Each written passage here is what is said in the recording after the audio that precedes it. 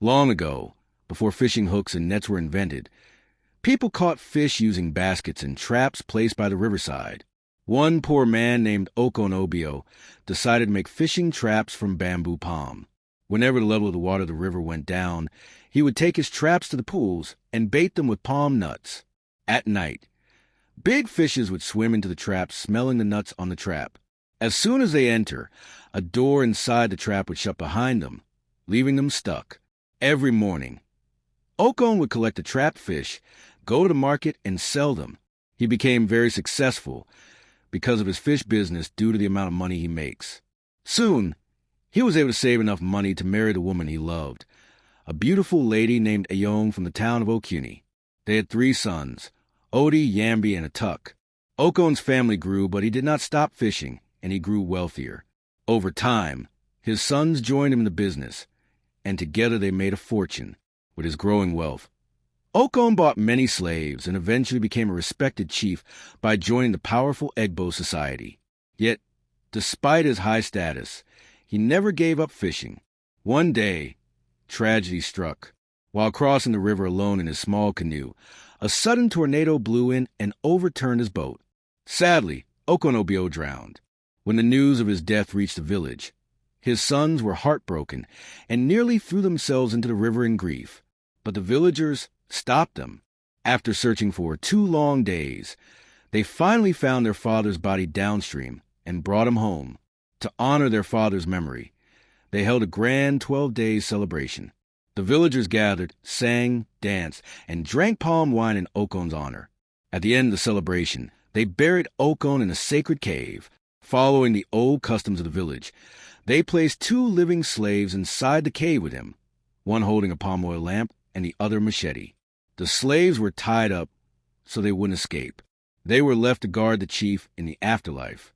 The cave was then sealed. Thereafter, the sons hosted another 7-day feast for the village chiefs. It was a lavish event with more music, food, and drink than anyone had seen in years.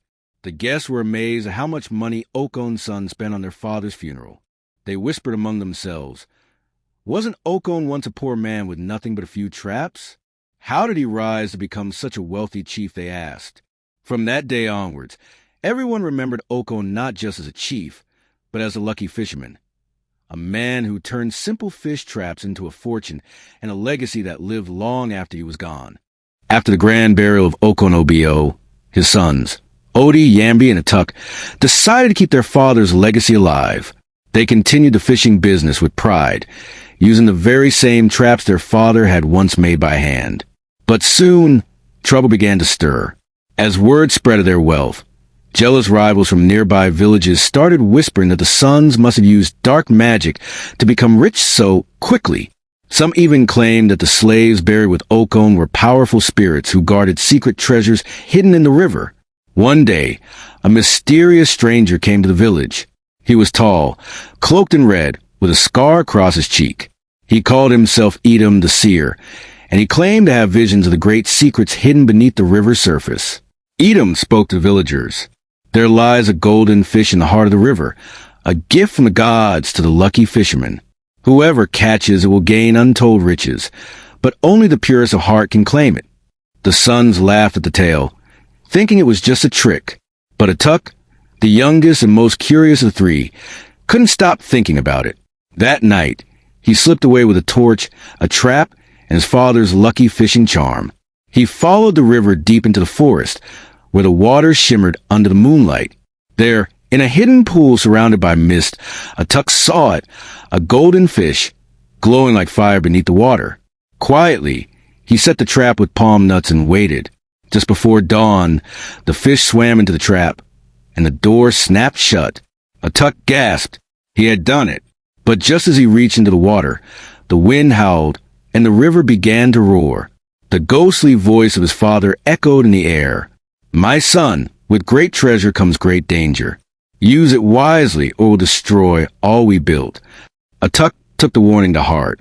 Instead of keeping the fish for himself, he brought it back to the village and offered it to the village shrine, honoring the gods and his father's spirit. That very week, the rains came early, crops flourished, and the river overflowed with fish. The village prospered more than ever before. The people now called Atuk the chosen fisherman, and his family became known not just for wealth, but for wisdom, courage, and honor. But deep in the forest river, legends say another treasure still sleeps, waiting for the next worthy heart to find it. Atuk's offering of the golden fish brought peace and prosperity to the village. His name was sung in songs, and stories of the Lucky Fisherman's family spread far and wide. But while the village celebrated, one heart burned with quiet anger: Edom the seer. You see, Edom had not told the whole truth. Long ago, before Okon Obo was born, a mighty river god had cursed the golden fish, sealing it deep within the river, bound by magic only the purest soul could break. Edom had tried to claim it many times, but always failed. Now that Atuk had set the fish free and offered it back, the curse was broken and Edom's time was running out. One moonless night, Edom returned to the hidden pool. He chanted dark spells, hoping to awaken the river god's power and steal the treasure for himself. But the river remained still. Furious, he threw his staff into the water and shouted, "If I cannot claim its power, then no one will. Let the river curse the blood of the fishermen." The skies cracked with thunder. The next morning, strange things began to happen. The river overflowed, not with fish, but with thick red mud. The traps that once caught plenty now came up empty. Villagers grew afraid. Some claimed they saw shadows moving beneath the water at night. Worried, Atuk called his brothers and told them about the voice of their father the night he caught the golden fish. Together, they went back to the river, bringing their father's old fishing tools and charms. As they approached the water, a dark figure rose from the depths. It was Edom, no longer a man, but twisted water spirit with glowing red eyes. He hissed, "You broke the curse, now face its wrath." Before they could move, the water rose like a giant hand and pulled Edom back into the river, dragging him to the bottom with a scream. Then silence. The river calmed. That night, Okon Obo appeared to Atuk in a dream, smiling. "You did well, my son. But remember, no gift from the river is ever truly free. Guard your heart and guard the river, for the waters have memory." From that day on, the river returned to normal, but the villagers noticed something strange. Every 7 years, on the night of the red moon, the river glows faintly gold, and the sound of a fish trap snapping shut echoes across the water, though no trap is there. Some say the golden fish still swims in the deep, guarding secrets older than the village itself. And others believe that one day a new fisherman will rise, one even luckier, or perhaps even bolder, than Okon Obo. Until then, the river waits. Thank you all for watching. If you enjoyed this beautiful story, please drop a like on the video and leave a comment on your favorite part of the story, moral lessons, and so on your notification bell so that you can get notified anytime a new and interesting video is released. If you believe in second chances, if you believe scars can become symbols of strength, share this story. Let it reach someone who's still fighting their past. Subscribe to my channel, Folktales by Queen Mother, for more real African stories that inspire, transform, and live forever in your heart.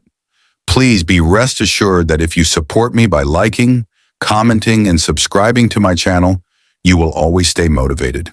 It has not been easy getting here, but I really appreciate all of you who always watch my videos to the end. It's a lot of hard work, days of sleepless nights before one of these videos you watch on this channel is produced. I am counting on your support always to take this channel to the top. Thank you once again for your unwavering love and support. God bless you all.